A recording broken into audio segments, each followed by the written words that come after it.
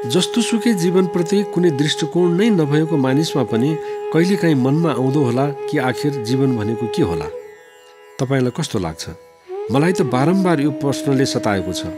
यसको जवाब मैले सजिलै पाउन सकिनँ। यसको लागि धेरै कुर्नु पर्यो, धेरै प्रतीक्षा गर्नु पर्यो। यस्तै तपाईँलाई पनि भएको हुनुपर्छ यदि जीवनको बारेमा कहिले सम्झिने अवसर पाउनु भएको छ भने।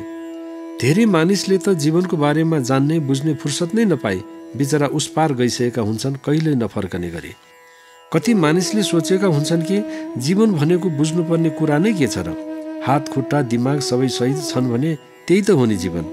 त्यति भएपछि पुगिहाल्यो, कमाउन सकिहालिन्छ, आफ्नो खुट्टामा उभिहालिन्छ भन्ने सोचाइ राखेको मैले ज्यादातर पाउने गरेको छु। यसको अर्थ त भयो खानु पिउनु मोज गर्नु, घरबार जमाउनु, सन्तान जन्माउनु, हुर्काउनु, बढाउनु, पढाउनु नै मानिसको जीवन रहेछ। सामान्य रूपमा हेर्दा कता कता यही नै जीवन हो भन्ने नलाग्ने होइन। कतिले भन्न सक्छन् जीवन भनेको दुःख दर्द सुख शान्ति अशान्ति आनन्दको सङ्गम स्थल हो, यी समग्रको मिश्रण हुन्छ जीवनमा भन्ने कतिलाई लाग्दो हो। तर समग्रमा जीवन भन्नु यति मात्र जरुर होइन। यो त सतै परिभाषाको लागि मात्र काम लाग्छ। यति नै मात्र जीवन हो भन्ने सोच्ने हो भने जीवनको दिव्यतातर्फको बाटोमा सोधी खोजी नै नगरे हुन्छ। होइन, यसभन्दा माथिको दिव्य जीवनको पहिचान गर्छु र आफ्नो जीवनलाई सेवामय त्यागमय तुल्याएर परहित र कल्याणको लागि समर्पित निष्ठावान जीवन बनाउन उद्यत हुन्छु भन्ने लाग्छ भने त्यस्तो जीवनको लागि केही न केही सर्वोत्कृष्टताका कसीहरूबाट पार पाउनै पर्ने हुन्छ। जीवन सबैको उस्तै कहाँ हुन्छ र? कसैको एकांश, कसैको चौथाइ, कसैको अर्ध, कसैको पूर्ण किसिमले बाँचेको अवस्थालाई इङ्गित गर्ने किसिमको हुन्छ। कतिको जीवन मात्र बाँचिरहेको अवस्थाको हुन्छ, कति मरेतुल्य बाँचिरहेका हुन्छन्, कति केवल खानको लागि बाँचिरहेका हुन्छन्। खान पाए मोज गर्न पाए जीवन सफल भएको ठान्नेहरूकै जमात यसरी बढ्दै जाँदो छ कि के भन्ने।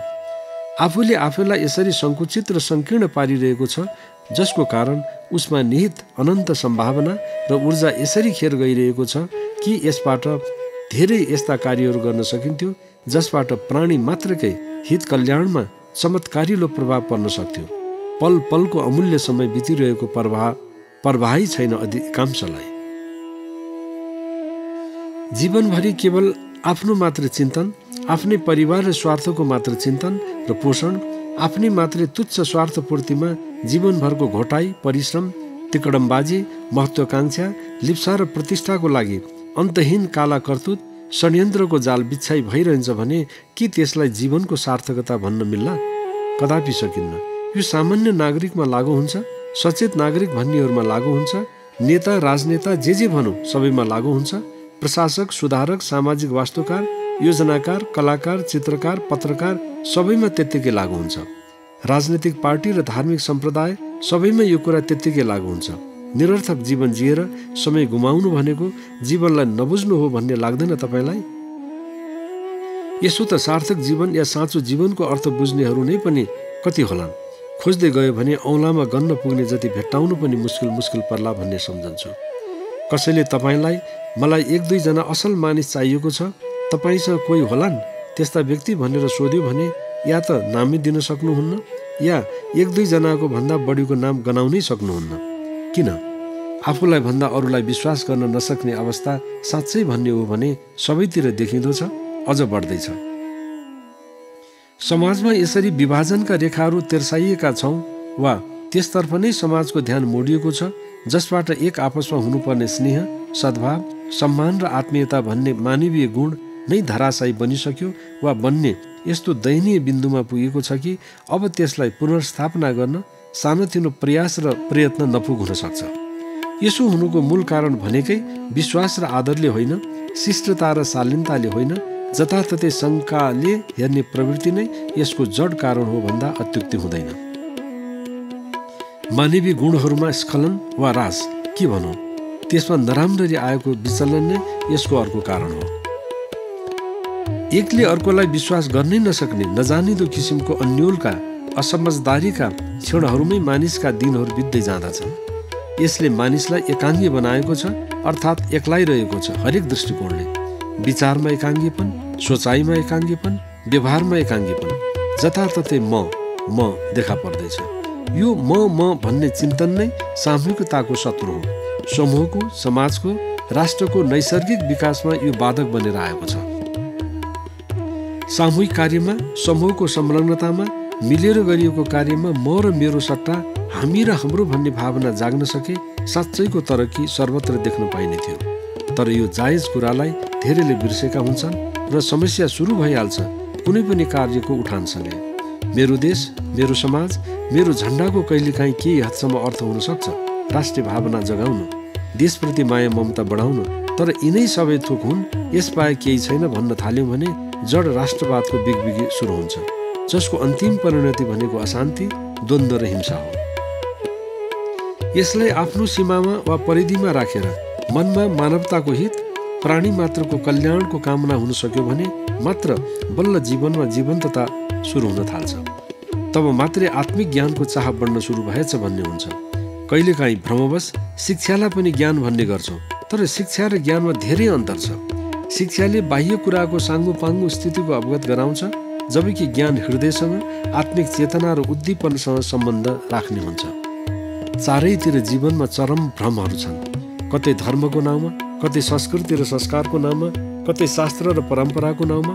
यताउता सर्वत्र क्रूरताको पराकाष्ठा छन्, तर ती सबैलाई क्रूरता हो भन्ने साहसको कमीले कैयौँ विसङ्गति र विकृतिहरू युग युगदेखि जन्माइरहेको छ र जीवनको वास्तविक रहस्य बुझ्न झन्झन गाह्रो परिरहेको अनुभूति हुन्छ। यति विघ्न विभाजनका रेखाहरू कोरिएका छन् कि के भन्ने। मेरो देश, तेरो देश, मेरो धर्म, तेरो धर्म, मेरो ईश्वर, तेरो ईश्वर, कालो गोरो, सानो ठुलो, मालिक नोकर आदि आदि त सामान्य कुरा हुने भइहाले। जताततै रन्नभुल्लता छ, अन्यल मात्रै होइन महाअन्यल छ। यी सबैभन्दा पर हुन सकेर आफ्नो निज स्वार्थ, वाद, सम्प्रदाय, विचार, धारणा र चिन्तनको बन्दी हुनुबाट जोगिएर भनौँ वा माथि उठेर जबसम्म सबैको हित कल्याण हुने तौर तरिका, नीति नियम, दर्शन, कार्यक्रम र सिद्धान्तको माध्यमबाट यथार्थ रूपमा काम गर्न सकिन्न, तबसम्म जे जति कार्य गरिन्छ ती सबै एकाङ्गी कार्य मात्र हुन जानेछन् भन्नेमा कुनै दुविधा नलिए हुन्छ। किनभने आफ्नो मात्रै भलो चिताएर अर्काको अहित चिताइन्छ भने त्यसले दिने सन्तुष्टि केवल केही समयको लागि मात्रै हुन्छ, चिरस्थायी हुँदैन, हुनै सक्दैन। यसैले निहित स्वार्थभन्दा माथि उठेर यदि जीवन, जगत र पर्यायलाई हेर्न सकियो भने बल्ल जीवनको मूल्य र अस्तित्वको ख्याल हुन सक्छ र अझ त्यसमा देशकाल समय परिस्थिति भन्दा पनि माथि उठेर व्यापकता, सौहार्दता, उदारता, विशालताको परिवेशलाई आत्मसात गरी जीवनलाई बुझ्ने प्रयास गरियो भने त के चाहियो। दिव्य जीवनको महकतालाई प्राप्त गर्न कुनै समय लाग्दैन। धेरै जसो मात्र होइन, अधिकांश मानिसहरूले यहीँनिर भुल गर्छन्, जसको फलस्वरूप संकीर्णता, लघुता र निहित स्वार्थमा रमाउनु पुग्छन्, जसले गर्दा दिव्यताको महत्तालाई बुझ्ने क्षमता नै गुमाउनु पुग्छन्। संकीर्णतामा कहीँ पनि कतै पनि महानताको लेससम्म पनि हुँदैन। यो गम्भीर कुरा छ, बुझ्नुपर्ने विषय छ। यसभन्दा माथि उठेर जब दृष्टिलाई दिव्य, विचार र चिन्तनलाई महान र उदात्त, कणकण र घटघट सबैतिर जब परम सत्य भनौँ वा ईश्वर वा परम शक्ति जे भनौँ उनको शक्तिको अनुभूत गर्न थाल्छौँ र सबैमा उनैको दर्शन गर्न सक्ने सामर्थ्य पाउन थालिन्छ, अनि त के चाहियो। जीवनमा कहाँ ताप र सन्ताप, कहाँ दुःख र अशान्ति, कहाँ द्वन्द्व र प्रतिद्वन्द्व, कहाँ रिस राग, ईर्ष्या र द्वेष, उनी आफू नै उको स्थितिमा पुग्ने अवस्था सृजना हुन्छ। सायद यसैलाई वेदान्त भन्छ आत्म साक्षात्कार, भक्ति योग भन्छ भगवत दर्शन, कर्मयोग भन्छ ईश्वर दर्शन। आफूलाई मात्र बुझेर आत्मदर्शन हुनै सक्दैन। जबसम्म यावत प्राणी छन्, जीवात्मा छन्, ती सबैमा आफूमा रहे जस्तै कुनै परम सत्ता छ, आत्मा छ, ईश्वर छ र त्यसको पनि आफ्नै अस्तित्व छ भन्ने कुरालाई नबुझेसम्म संसारलाई जति बुझेको छु, शास्त्रमा जति पारङ्गत भएको छु, पूजा आजा योगदानमा जति लागेको छु, मठ मन्दिर जति धाएको छु, तीर्थव्रत जति गरेको छु, जति नै शास्त्रमा पारङ्गत छु, जति नै मन्त्रहरूमा निष्णात छु भने पनि त्यो महत्त्वविहीन बन्छ भन्ने कुरा बुझ्नु जरुरी छ। भला संसारमा रहेका जे जति दर्शन छन् तिनले जे भने पनि आखिर संसारलाई साँच्चै नै सुख शान्ति र परमानन्दको स्थल वा भूस्वर्ग बनाउने हो भने संकीर्णता, लघुता, सीमितताको बन्दी आफूलाई बनाएर राखेर कहाँ जीवनको दिव्यतालाई बुझ्न सकिन्छ।